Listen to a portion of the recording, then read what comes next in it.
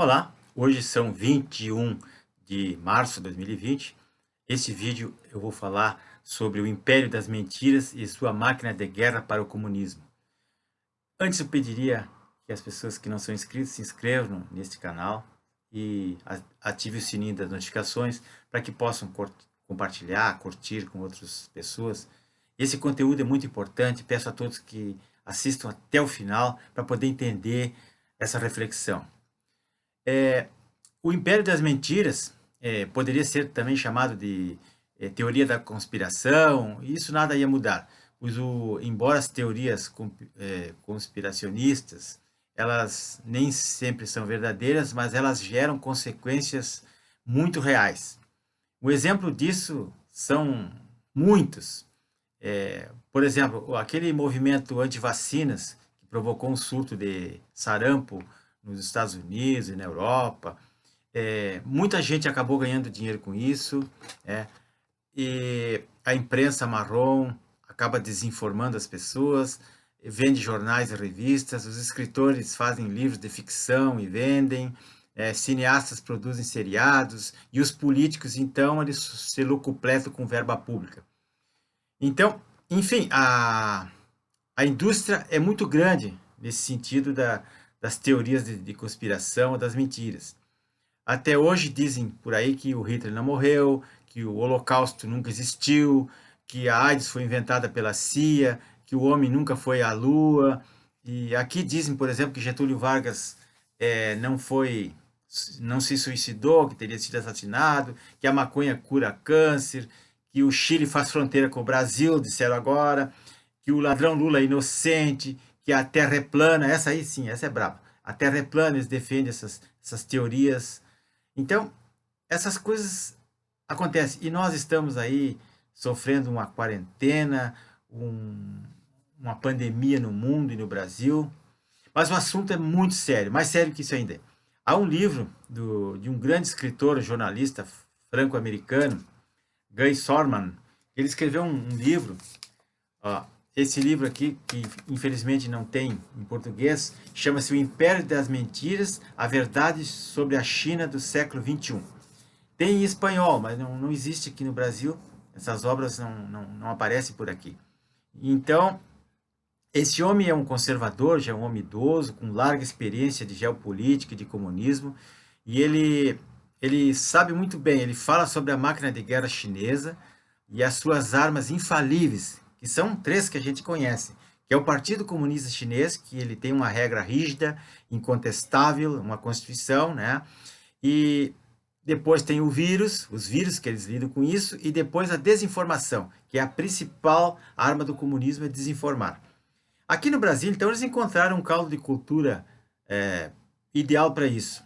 Políticos esquerdistas, corruptos e oportunistas, um país destruído pela mídia militante e que quer a todo custo derrubar o governo conservador e colocar os corruptos, os revolucionários ou fabianos, que deveriam estar todos na cadeia, começando por esse seu Botafogo aí, da planilha do Odebrecht, o Rodrigo Maia, e tantos outros que aparecem aí como salvadores da pátria.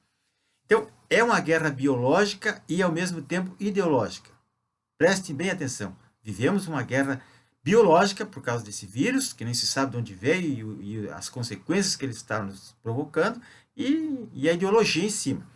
E onde a população de bem do Brasil, como eu, como você, como o senhor, como a senhora, que trabalha, que estuda, que produz, que paga impostos, e que sempre esteve ou sempre estivemos à mercê desses corruptos que infestam todas as instituições.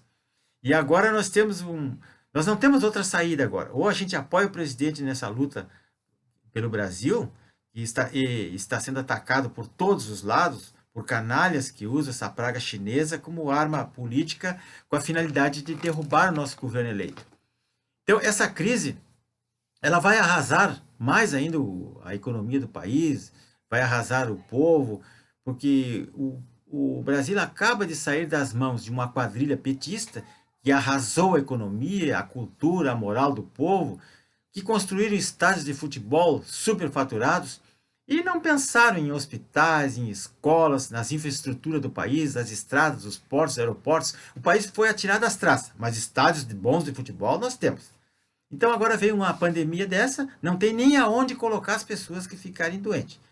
Então, os deputados e senadores agora, e aqueles que faltavam sessões, que gazeavam lá, agora estão recolhidos às suas casas, fazendo as suas votações secretas de maneira remota. O Congresso criou um aplicativo, se você não sabe, que facilita as vossas excelências, né, a votarem ou as suas próprias leis lá, e sem mostrar a cara para nós, para o povo, para a gente não saber quem é que está votando.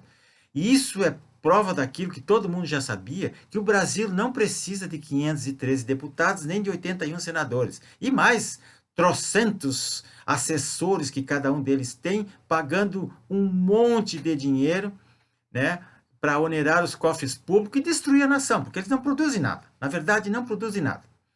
Então, até o ex-presidente Collor, que é senador agora, fez uma mensagem, com base na sua experiência quando ele sofreu o impeachment, ressaltando o perigo que nós estamos correndo agora e que nós estamos nas mãos dos maiores golpistas que essa nação já viu.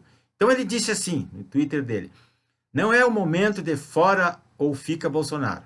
O enfrentamento agora tornaria o Brasil dividido e muito mais vulnerável. A obrigação do governo é salvaguardar a segurança e a sobrevivência das pessoas. O povo brasileiro tem que se unir esforços no sentido de salvar vidas.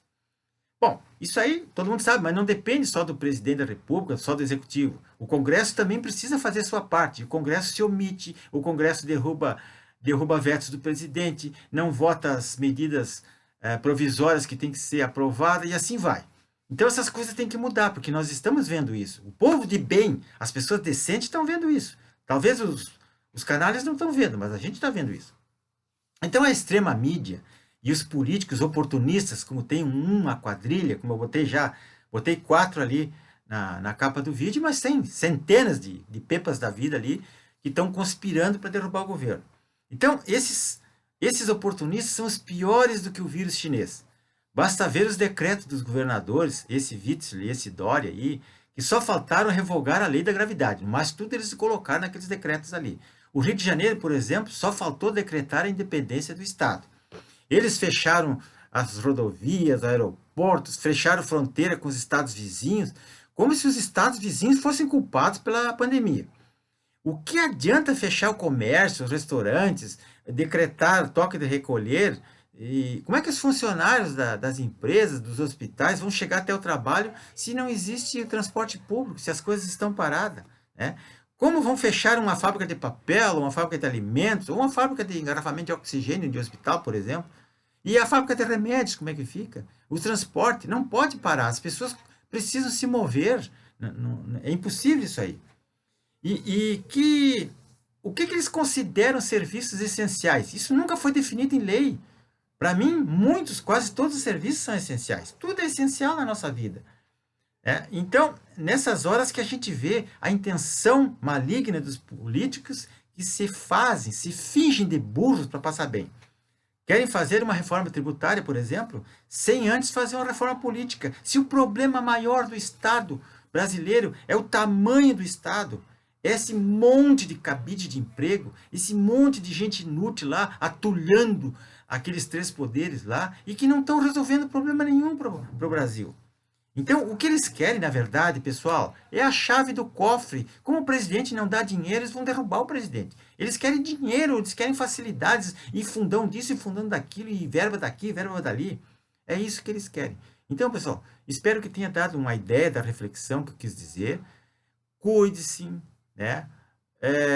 Procure se manter nas suas casas, acompanhando os youtubers, as pessoas que informam vocês, porque as coisas não são tão sérias assim. O que tem por trás disso é aquilo que eu falei.